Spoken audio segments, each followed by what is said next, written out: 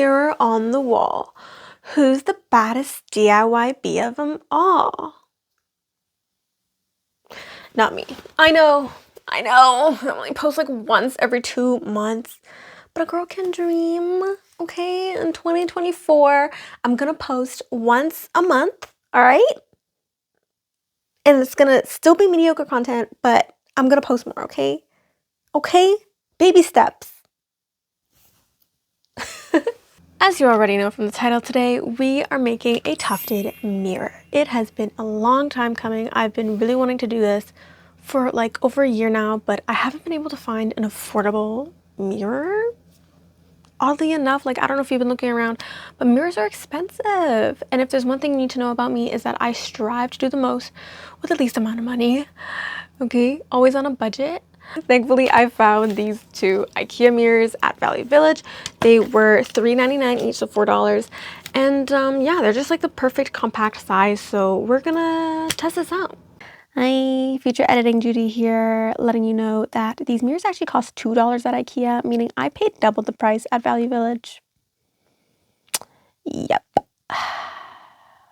That's how my day's going today. Anyways, let's get back to the video.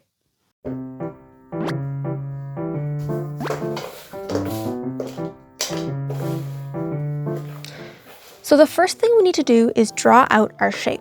I traced out the square that fit perfectly in the empty space on my tufting frame. This acts as a guide so I know exactly how much space I have to work with.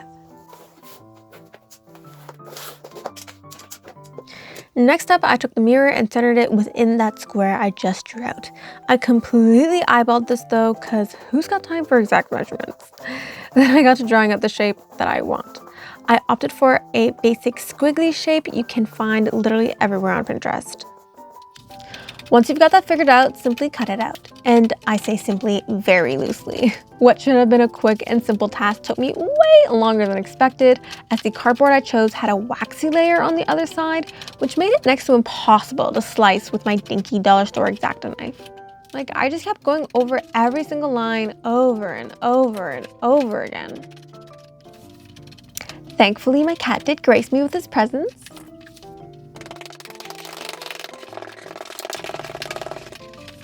And offered some encouraging glares, which gave the right amount of motivation to keep on slicing.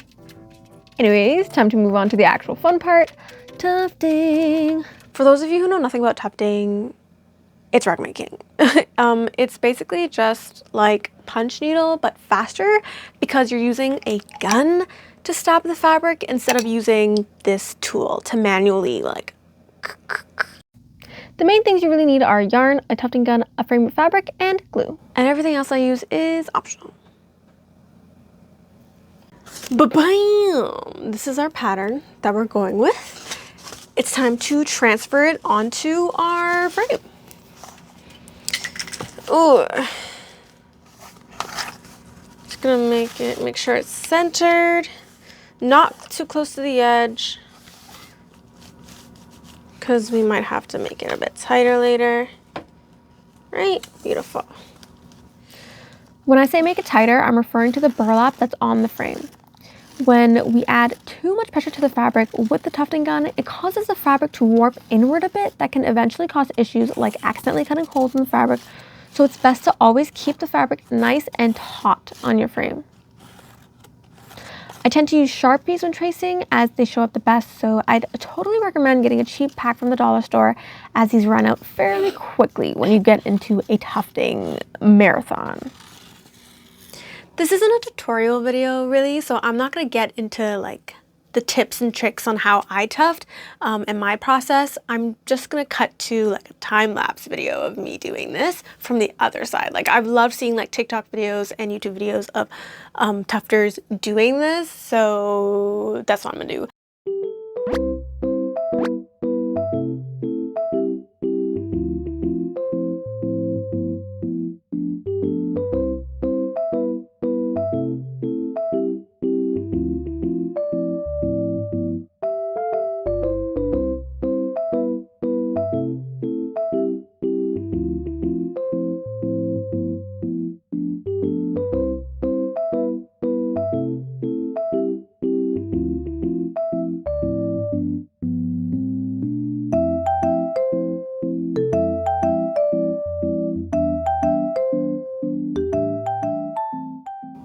Time for the glue. I usually use the Roberts 3600 or the 3300 adhesive, but because this is gonna have 0 foot traffic, I'm just gonna use this Amazon Basics white glue. It's because I have 2 jugs of it and I barely use it and it's gonna dry out, so let's just get rid of it.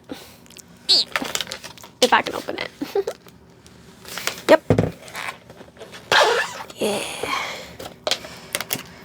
For gluing rugs, I really like to use a spatula and gloves because it can get pretty messy.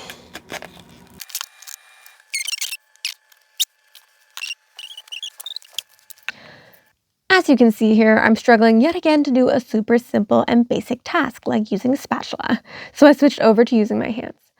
The previous glues I mentioned are thicker, so spreading it with your hands really is not ideal, but because this Amazon school glue is basically the consistency of water, it just makes the most sense to do it this way. I'm gonna put a fan on this and then come back in an hour.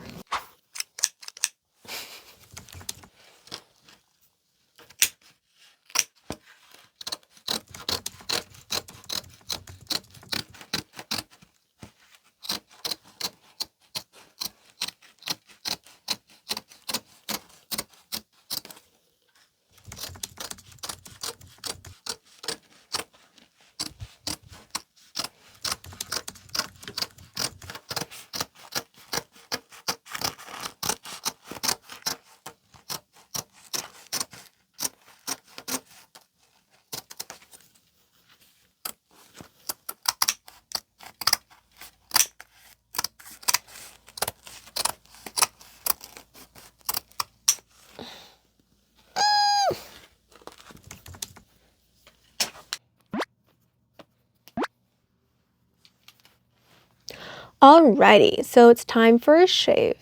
This is honestly the most time-consuming part of the whole rug making process. Like a good haircut, a good shave can have you looking like a troll or a damn supermodel. As you can see here, I'm cheap, so I bought a dog grooming shaver instead of the actual one they tell you to get for rugs. Honestly, this works perfectly for my needs. To start, I like to do a little once-off to even out the surface on the entire piece. Then I go in with some scissors in between each color to clean up and define each section. You could of course do this with your shaver, but I have a bit of a heavy hand and tend to carve out a bit too much off the top, so scissors it is. That being said, I do go in next with the shaver as there is now more room in between the colors for me to work in.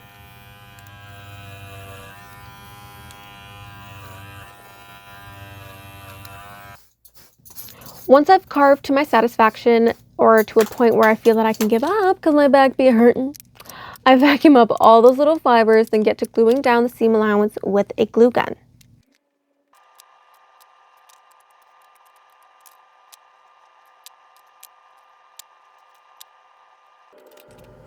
Last but certainly not least, I go in with a pair of scissors again to clean up the edges.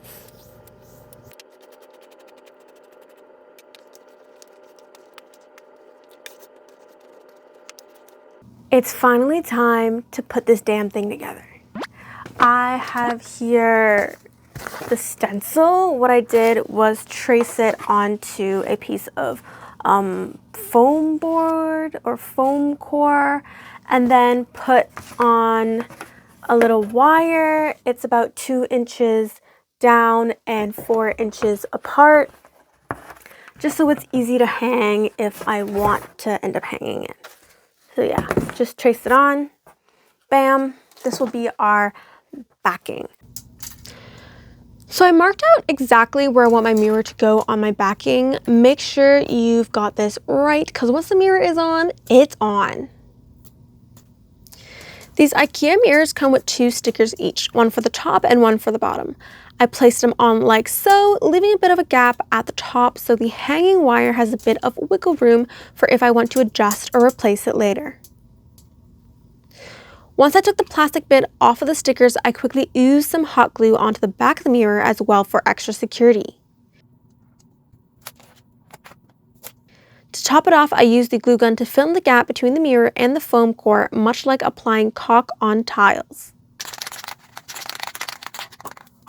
Typically, when applying a fabric backing to my tufted creations, I use a spray-on adhesive. So I attempted to do the same thing here, but of course, why would that possibly be strong enough? So I went back in with the glue gun, coating as much as I could, then going in section by section, filling in the gaps.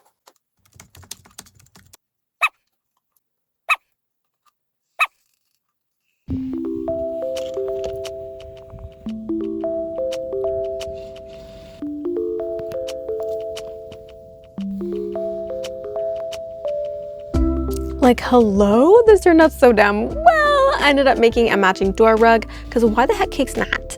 Imagine a whole wall covered with fruit mirrors. Like, oh, that would be so cute. But I honestly have no idea where to put it though. There's just no room in the house that fits the vibe. Here's it in the living room, in my studio, beside my desk maybe? I don't know. You tell me where I should put it. Like always, thanks so much for sticking around to the very end of the video. Don't forget to like, comment, and subscribe. I have linked my Instagram to my channel, so please send me or tag me in anything that you make from watching my videos. I'd love to see what you come up with, good or bad. I hope you enjoyed the video as much as I enjoyed making this beauty. And I will see you all in the next one. Bye!